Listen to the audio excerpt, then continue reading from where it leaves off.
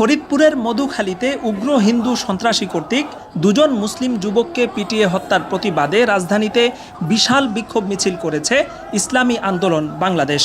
কেন্দ্রীয়ভাবে বিক্ষোভ কর্মসূচির ঘোষণা আসার পরপরই শুক্রবার জুমার আগ থেকে লোকে লোকারণ্য হয়ে ওঠে বাইতুল মোকাররম এলাকা।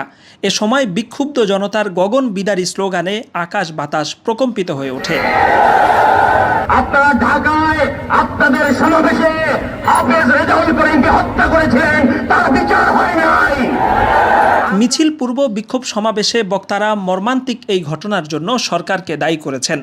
ঘটনার এক সপ্তাহ পেরিয়ে গেলেও এখন পর্যন্ত মূল অপরাধীদের শনাক্ত করে বিচারের মুখোমুখি না করায় বক্তারা সরকারের কঠোর সমালোচনা করেন। বেঁধে রেখে সারা রাত নির্যাতন করে অবৈধভাবে হত্যা করা হয়েছে। কেন হত্যা করা হয়েছে? তারা নাকি মন্দিরে আগুন দিয়েছে, অথচ প্রমাণিত তারা মন্দিরে আগুন দেয় নাই, তারা কাজ করতেছিল। কিন্তু সরকার এক সপ্তাহ হয়ে যাওয়ার পরেও হত্যাকারীদেরকে গ্রেফতার করে নাই। সমাবেশে প্রধান অতিথির বক্তব্য রাখেন ইসলামী আন্দোলন বাংলাদেশের সিনিয়র নায়েবে আমির মুফতি সৈয়দ মোহাম্মদ ফয়জুল করিম। এ সময় আগামী এক সপ্তাহের মধ্যে মূল অপরাধীদের গ্রেফতার করে শাস্তির মুখোমুখি করার আলটিমেটাম দেয়া হয়। সমাবেশের পর বাইতুল মোকাররমের উত্তর গেট থেকে বিশাল এক বিক্ষোভ মিছিল শুরু হয়।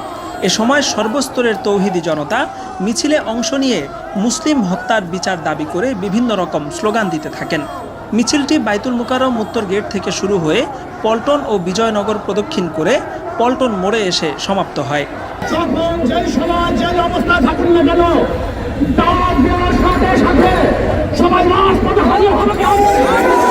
ফরিদপুরের মর্মান্তিক ঘটনায় আঞ্চলিকভাবে কিছু বিক্ষিপ্ত কর্মসূচি পালিত হলেও রাজধানীতে কেন্দ্রীয়ভাবে এটি ছিল প্রথম কোনো কর্মসূচি। ফলে ইসলামী আন্দোলনের এই বিক্ষোভ কর্মসূচিতে সর্বস্তরের তাওহিদি জনতার ঢল নামতে দেখা গেছে। অতি দ্রুত ঘটনার সুষ্ঠু বিচার না হলে বাইতুল মোকাররমের এই মিছিল থেকে লাগাতার কর্মসূচি ঘোষণার হুমকিও দেওয়া হয়েছে।